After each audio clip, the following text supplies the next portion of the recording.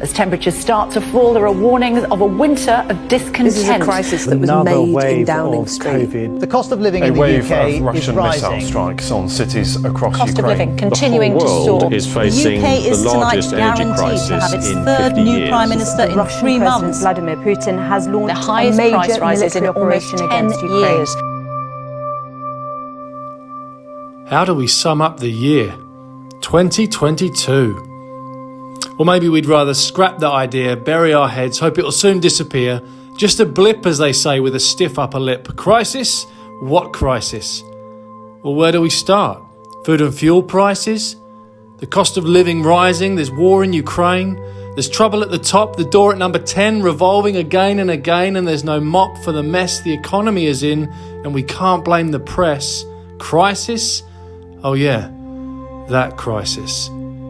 Well, the truth is, while the headlines don't make for encouraging reading, the endless doom and gloom cycle did have a brief break in proceedings. As COVID was shrinking back in retreat, the Union Jacks all came out with tea, cake and bunting on every street.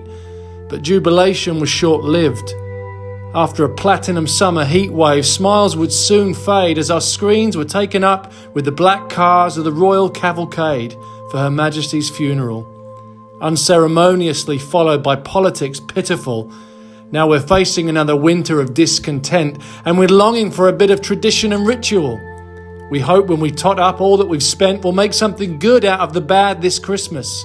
And we call that feeling contentment. The happy satisfaction that says, I have all I need. Just give me food, friends and family, or maybe just 2 of those 3. Amidst familiar sights and smells, tree lights, carols and bells, a voice breaks through, yes, but you don't have me. Because while we're seeking contentment, God's perspective is entirely, eternally different. There, I've said it. Of course the Christian will make Christmas all about God, and so we dismiss him as irrelevant. Perhaps just giving the faintest nod at the Christmassy idea of benevolence. Small acts of gift-giving, well-meaning kindness. But isn't it odd how we all just accept that it's good to act like this? The reason is, God isn't some lofty idea constructed by man to keep people down and living in fear.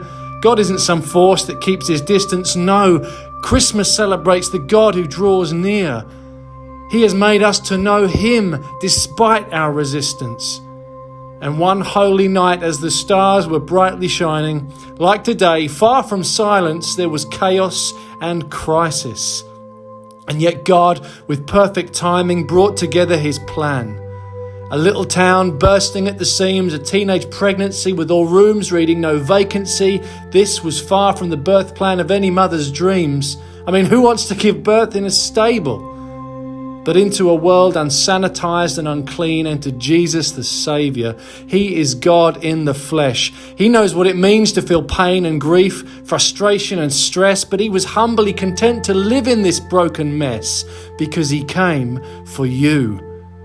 To lift you out of an ash heap of lies, lust and greed, to take sickness and death and every sad thing we see and clutch you close to his chest with arms that would spread and be nailed to a cross as his life ended in death, to give you and I what we desperately need this Christmas, him.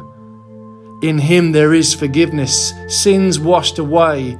You see, nobody does benevolence quite like Jesus. He came to bring peace on earth and goodwill to strangers by giving himself as a gift in a manger to make friends of both poor and rich, shepherds and wise men, politicians and soon-to-be crowned kings. So how do we sum up the year that's been? Or maybe we'd rather scrap that idea, bury our heads, hope it'll soon disappear.